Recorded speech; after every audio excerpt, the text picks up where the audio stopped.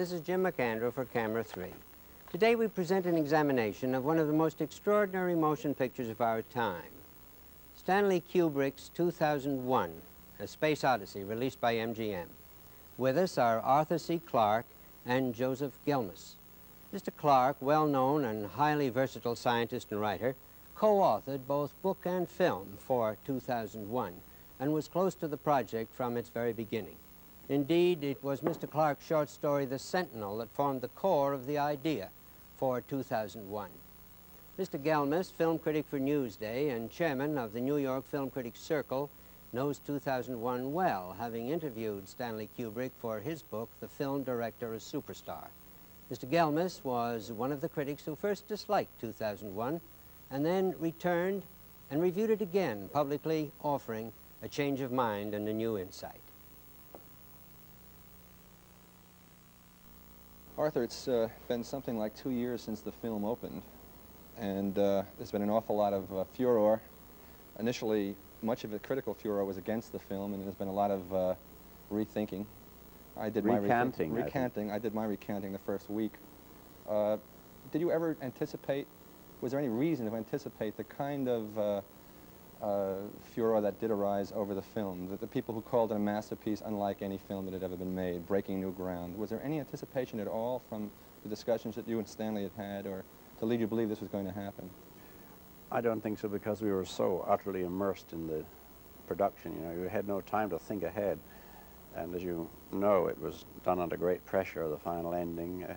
The film was already about a year late, and no one could think very far ahead as to what would happen. Of course, we delighted the way it did turn out.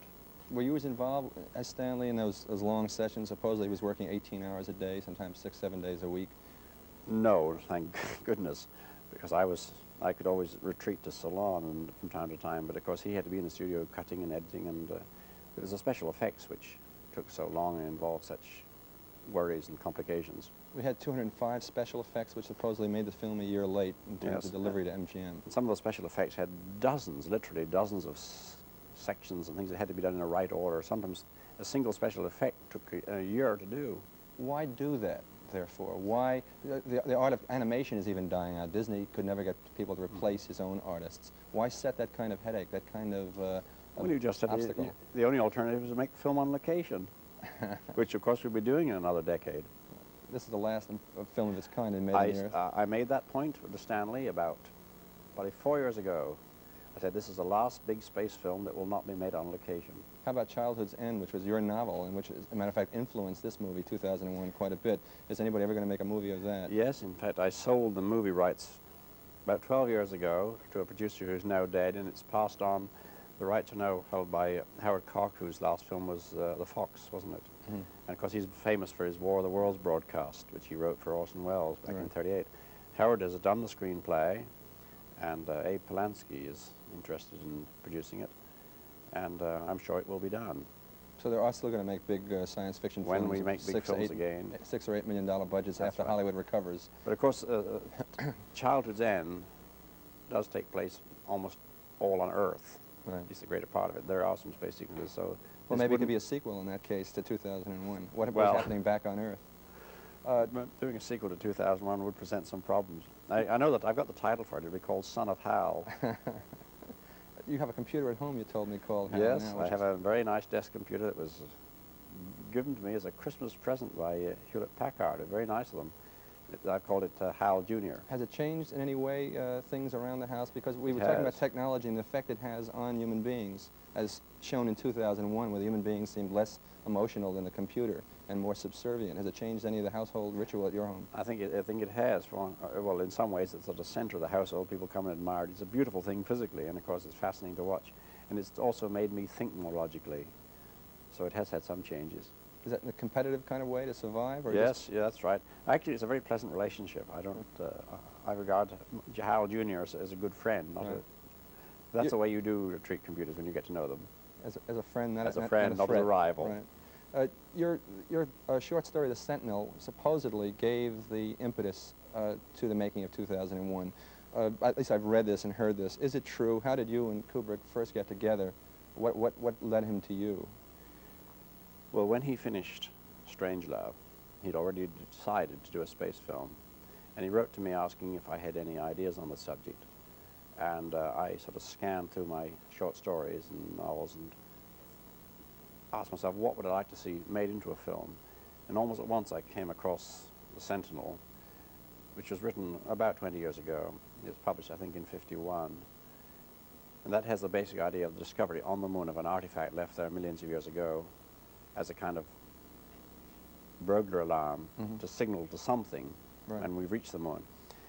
And this seemed to be a good sort of takeoff point for a science fiction movie. And in fact, I got a list of 6 stories, 6 short stories, and Stanley bought them, the whole 6, a whole packet of 6. And we were going to sort of link them together at this stage into a sort of epic of the space ways, if you like. And we gave it the facetious private title, How the Solar System Was Won. This was the sort of concept we had in mind. It was never, of course, seriously regarded as a real title. But then our concept slowly changed, and one by one we threw away the other 5 stories, which I bought back from Stanley, and leaving The Sentinel, which was then just the germ of 2001. Well, you once told me, we were talking about Odysseus and about the travels, that in fact Bowman, I don't recall now whether you said you deliberately chose the Bowman name. No, this is a very of the strange astronaut. thing. We had great difficulty choosing the names. For I the always have astronauts. difficulty, yes, of all the names, I always have problem with names. I think most writers probably do. A name is very important in ways you can never analyze. Eventually we chose the name Bowman, and it was literally months later that it suddenly occurred to us that the bow, of course, is a symbol of Odysseus. And this was entirely unconscious. I can't believe it was a coincidence. Incidentally, talking of names, I like to refute the accusation that's often made that HAL is supposed to be a takeoff on IBM because it's 1 letter different, 1 letter ahead of IBM. And I was at IBM the other day, and they believe it there, and I explained to them this is pure coincidence, and I was quite embarrassed about it. Well, doesn't HAL stand for HAL stands for Heuristic Algorithmic Computer. So that once more, Algorithmic just computer. just a coincidence. HAL. Just a Pure coincidence. But do you believe in coincidence or an accident? Well, is there such a thing as sometimes, accident or say in coincidence? Bowman, I'm sure, was not a coincidence, it was a subconscious. But I'm sure that HAL was a pure coincidence. Well, Let me tell you another thing that pointed out to us afterwards, the HAL's red eye, the analogy with the Cyclops, which it never occurred to me. Well, the whole film has that quality, though, of being able to bring into it some resonance beyond what is there as a pure physical adventure. And because, and this is what's caused all the confusion and I think some of the ecstasy, too, that you can read into it almost anything you want of a trip. Well, Or relationships between people and things and the universe. Yes. Well, this was deliberate in a sense. Stanley set out to create a myth, and immediately after we got together, he gave me a book to read, which is typical of the research that Stanley does in any project, a book called The Hero with 1,000 Faces by John Campbell, which is a study, not the John Campbell of analog science fiction, but Professor John Campbell, which is a study of the myth and the hero and his ordeals right through history, and the sort of patterns of mythology. And we studied this, and read it, and sort of what are the common ingredients in all epics, all myths. And so the problem was, could we create a modern myth of the space age? And so some of these things we did deliberately, but others, I'm sure, were unconscious. What were you able to adapt out of that book? I haven't ever heard that particular story before. How did you get something from there to use? Keir Dullea was certainly not a hero until the very last few moments when he battled the machine and took over again. Well, I'm not aware that I got anything consciously from that book, but I suspect that Stanley had analyzed, the ingredients of the myth. In fact, was there ever an attempt, I think I read somewhere, or maybe perhaps you had told me about it, that the trip into space, into outer space, was supposed to in some way be the same kind of psychological trip that man, even in the Aegean or any place in 2,500 years ago, the same sort of trip he would take? Oh, absolutely. I mean, when he doesn't know if he's going to sail off the end of the world the next moment. I mean, to Odysseus and his contemporaries, the journey out past the Pillars of Hercules is the same as going past the moon to us. Right. Well, once he decided that The Sentinel was the basis for the film, did he in fact ask you to write, or did he want to sit there and dictate to you, or what kind of working relationship did you have with him? We always had a very pleasant and enjoyable working relationship. We just sat and talked and for hours and hours. And when we got fed up with sitting in Stanley's apartment or in the Hotel Chelsea or wherever, we would wander around the park and go to the Guggenheim and explore the wilds of 84th Street and 3rd Avenue, and just wander around and go to restaurants. And sometimes Stanley would cook a steak for me in his own apartment. He said, I remember once that he delivered a hot steak to me. He said, Joseph Arnold Levine doesn't do this to his writers. Do you think that the nature of the film, what finally arrived out of all of these conversations, arrived because you had the time, because you had the kind of curiosity? I mean, it's a very extraordinary way to make a movie, to spend that much time in pre-production, that much time talking, the evolution of a film out of that. It couldn't have been done any other way. And of course, the other unusual thing was that Stanley said, we will not sit down and write a screenplay, we will sit down and write a novel. In this way, we will get much more depth. I mean, normally, of course, a screenplay is founded on an already existing novel. Right. Although often movies are written just as screenplays, I know. In this case, Stanley felt, and I was very happy with this, because then we would have a novel which we could also sell and make a lot of money. I was happy to do it this way, and this is the way. And the novel, in fact, in the screenplay, you cannot say that one was founded on the other. They overlapped. For instance, we would write a section of the novel, and then Stanley would turn this into the screenplay. And then months later, we'd come back to the novel, and there were sections of the novel which were sort of finally revised after we'd seen the scenes on the screen in the rushes. How much of the rushes did you see? Because he was very secretive, according to the word, out of London at the time he was making the film. Well, I saw all the rushes that were made when I happened to be in the studio. I was at the studio for weeks and weeks at a time, and then I'd be away for weeks at a time, either on lecture tours in the States or back in Ceylon. But I saw all the rushes that were around when I was around. And were you writing the novel from these rushes? Oh, no. At that stage, it was only a question of sometimes seeing the rushes would perhaps enable us to touch up a bit of the novel. Because you've said something like the script was written from the screen. Well, I doubt if there was ever a complete script until the movie was finished, because the movie was still being adapted and adjusted. And there was a pretty complete script of the first probably 2/3 of the film, quite a long time before the film was released. Right. But the ending was being continually adjusted, and he was sort of feeling his way around. And of course, they didn't know exactly how many of the special effects were going to turn out. Some of them were no good and were no use. How many special effects were there to be? We got 205 as the magic number. Were there a lot that did not turn out satisfactorily?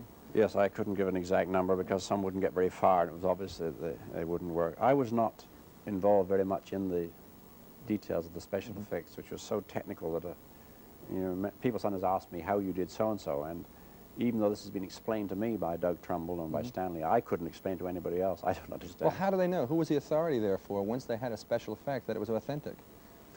Well, the special effects I'm thinking of were the final sequence, where it's not a question of authenticity as there was in the Space Hardware. Right. For the Space Hardware, we had people like Fred Ordway and Harry Langer, Harry Langer had come from Huntsville. He'd been working with von Braun's team, you see, and was actually designing real spacecraft. Right. And by the time we finished, there were an awful lot of experts on space hardware around the studio. Right. Now, as far as you might say, the psychedelic effects, well, if it looked nice and Stanley liked it, that was it. It was in. Right. That's the kind of special effects that you had no close connection with, the psychedelic effects. The trip, no the close light connections. Trip. Right. No.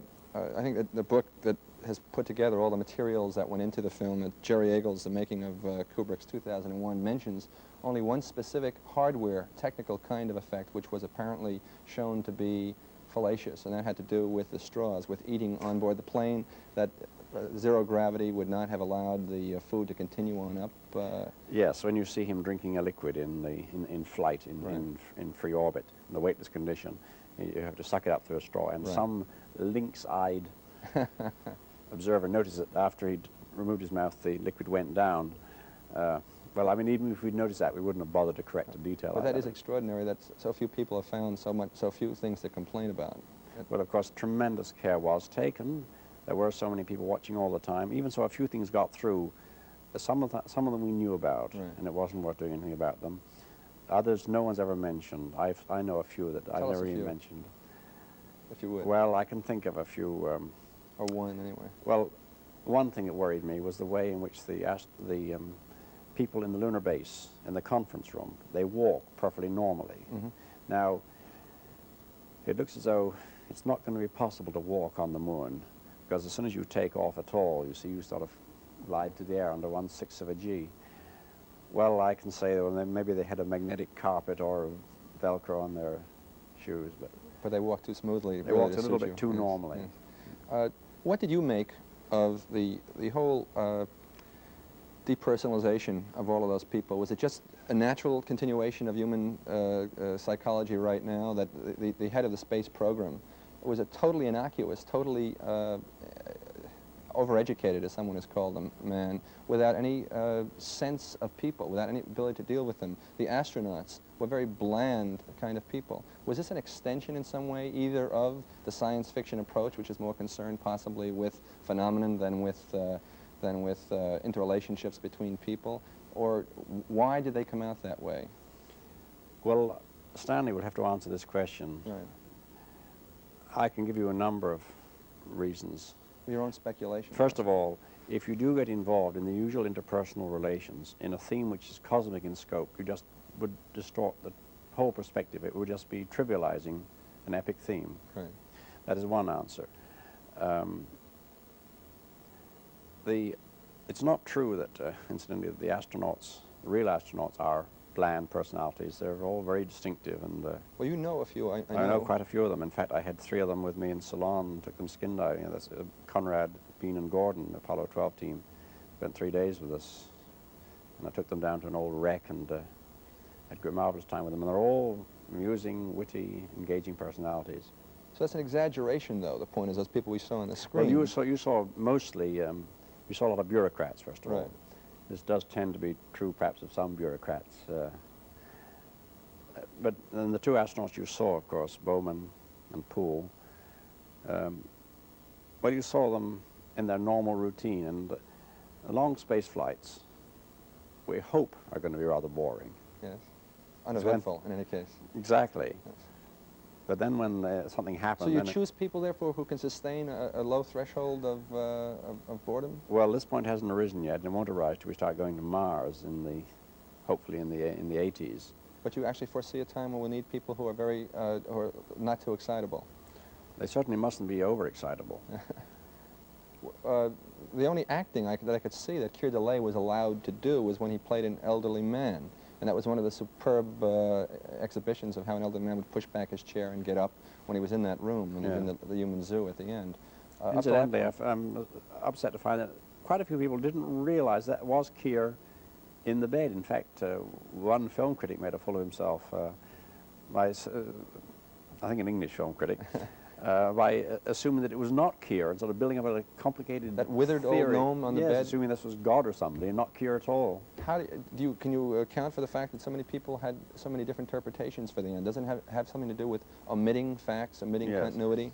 Probably. I mean, the structure of the ending was worked out very carefully in the novel, and it's all quite explicit, although the ending is not exactly the same in the novel. But basically it comes to the same thing. And we did plan a narration to explain a lot of this. Right. Much narration was written for the beginning, for the Dawn of Man sequence, and for the ending.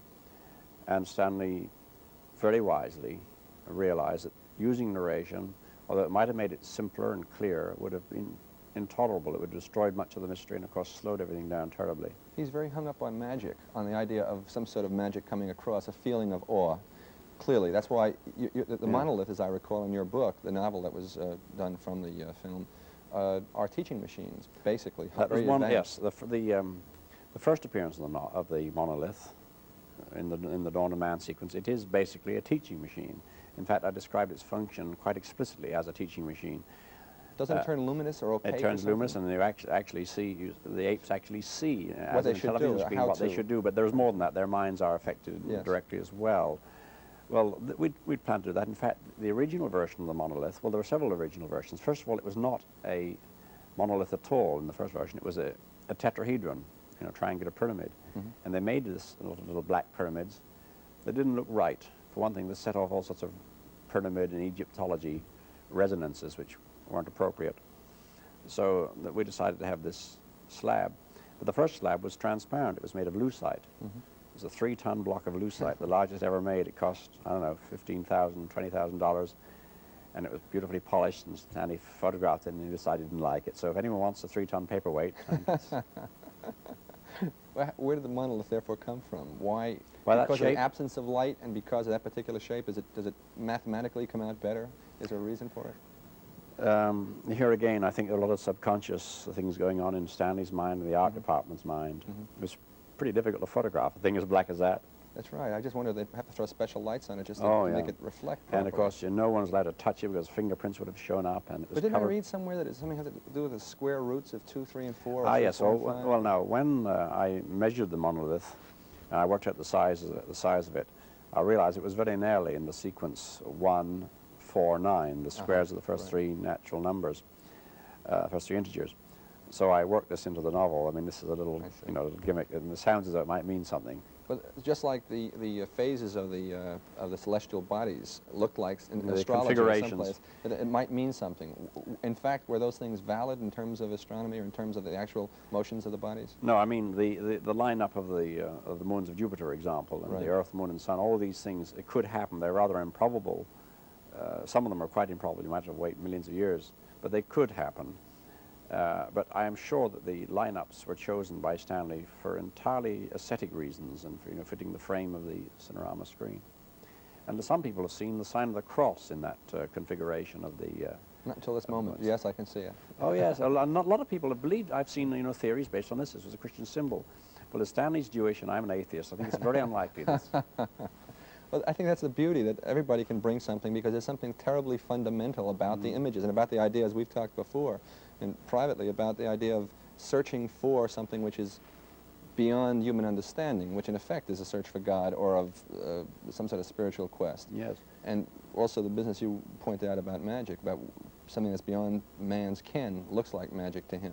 Well, I've often quoted Clarke's third law that any sufficiently advanced technology is indistinguishable from magic, and this was one of the basic rules. I mean, we wanted to hint at magic, things which we could, in principle, not understand at this level of our development. In fact, in your mind and in Stanley's mind, were the alien creatures supposed to be someone who had good things in their mind about what they wanted to do for man? Were they in some way trying to lead him into a higher state of being, existence, or were they merely toying with him? Well, in the novel, it's pretty explicit that they were trying to help us in some way, or as part of a great experiment. But this is not made. You can take it either way. They're perhaps so much beyond us that concepts of good or evil mean nothing to them, and it's just clay in their hands. And yet they had, in effect, caused something in mankind. They had caused the evil in the sense that Exactly. how to kill. But that might be weapon. the only way, you see, in which you can get progress. Intelligence. It's possible that only carnivores can develop intelligence. Vegetables, vegetation, herbivorous animals which don't have to develop senses and very fine senses and abilities to move and control things. Maybe they can never develop intelligence. Right. So you may have to go through war, through hunting, to get to this stage. You did not try, as I understand, to really come up with something that was a creature, an alien creature, to make it look like a creature on screen because it turned out to be a gargoyle or some creature from the Black Lagoon. That was never tried. Therefore, it was just the voices in that room that really represented the alien culture, I understand. Well, they did at one time make a lot of rubber models and had some actors with strange designs on them and used anamorphic lenses just to draw out the body and try and make some Giacometti figures. Right. And none of these things made sense. Well, you were telling me one other thing which interested me very much about the stuff back of the studio at MGM at Borum Woods, where Stanley did the actual throwing of the bone up into the air and made it turn into the rocket ship, the spaceship. This was the only sequence that was shot outside the studio. And it was shot about, I say it was the only time we went on location, about 100 yards from the studio in a big field. And it was a rather cloudy day, and he had a platform, and Dan Richter, who played Moonwatcher, the Chief Ape, sat up on this platform, so we had a low-angle shot of him against the sky, and he sort of beat these skulls around. And we shot this sequence over and over again, smashing the skulls up, in, of course, in slow motion. And then when we packed up, we walked back to the studio, and Stanley was sort of very happy, and he was throwing a broomstick around in the sky, I remember. Just, throwing a broom like this Scotch game, throwing the hammer. Yeah. Right. And I don't know to this day whether he sort of spontaneously decided to film the throwing the bones up in the air, or whether he had planned this before, but it seemed all very sort of spontaneous. And I had no idea how he was going to use this sequence of the bone going up in the air and coming down again. One of the riveting and thrilling sights in a movie in the 1960s. It's certainly the biggest jump in history, 3 million years in 24th of a second. That we're only a bone's throw away from primitive man. Yes. Literally. Yes, look at the TV news any evening. That's true. Does it all have to happen that way? Are you going to help us change it by changing the genes, the genetic structure? Again, of course, there's quite a can of worms as to whether we are competent to interfere with our own evolution in the way I've suggested that higher entities may have done so in the past. But whether there are higher entities or not in the universe, and I'm sure there are, we've reached the stage when we can do this kind of thing and become as gods. Unless someone gets their hands on the process and turns us into something else. In fact, I'd like to quote from the whole Earth catalogues is, since we've become as gods, let's be good at it. Words to that effect.